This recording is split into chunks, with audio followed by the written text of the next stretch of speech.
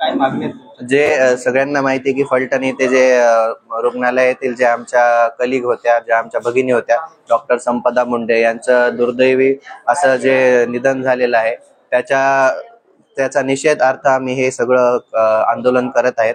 तर आमचं आंदोलनाचं स्वरूप असं आहे की आम्ही पहिले संक्षिप्त रूपाचं आंदोलन करत आहोत. आम्ही 2 दिवसापूर्वी एक कॅन्डल मार्च सगळ्या गव्हर्नमेंट मेडिकल कॉलेजमध्ये केलेलं आहे. त्याच्यानंतर आज काळी फीत बांधून आम्ही रुग्णसेवा आम्हाला तत्काळ बंद करता येत नाही, तर आज फक्त निषेधार्थ काळी फीत लावून आम्ही रुग्णसेवा चालू ठेवलेली आहे.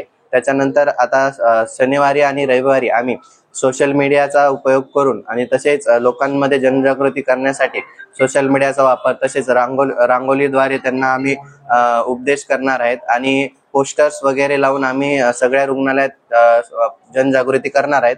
तसेच 3 तारखेपासून आम्ही ओपीडी सेवा ही बंद करणार आहेत आणि 4 तारखेला पूर्ण महाराष्ट्रभर आमची एक रॅली निघणार आहे की निषेधार्थ, आणि त्या दिवशी आमचं काम बंद असणार आहे. ओपीडी सेवा आणि इमर्जन्सी सेवा त्या दिवशी 3 ते 4 तारखेला चालू राहणार आहे, पण ओपीडी सेवा आम्ही बंद करणार आहोत.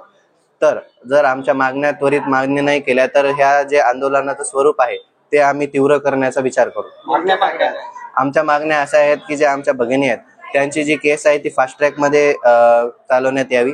दुसरी मागणी अशी आहे की SIT चौकशीमध्ये त्यांना केस ती देण्यात यावी. तिसरी मागणी अशी आहे की त्यांचे जे त्या आपल्या घरच्या करता धरता होत्या, तर त्यांच्या घरच्यांना एक कंपन्सेशन म्हणून 5 करोड रुपये व त्यांच्या घरी जे इलिजिबल असतील त्यांना सरकारी नोकरी देण्यात यावी.